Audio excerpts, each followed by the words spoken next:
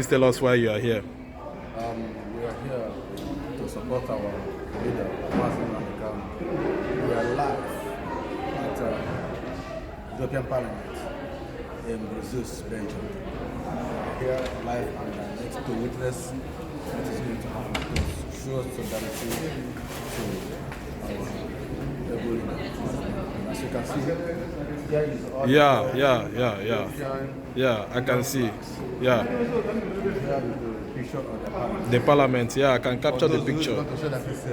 It's a fake or Photoshop. Yeah. All the way from Germany to Brussels, yeah. Obo Ego Mazi, my brother. Anakwana Amaka. I didn't reach in Germany. I can't take it back. Obo Bere. Oh, yeah, they took it. I did the call. I did a hawk and a filling station.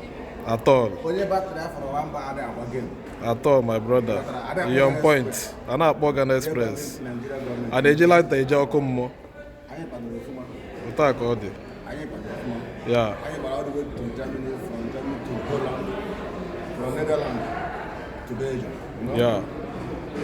To show you guys that we are serious in this game. We are serious in this business.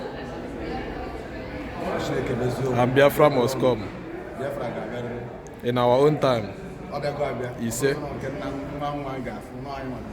You say?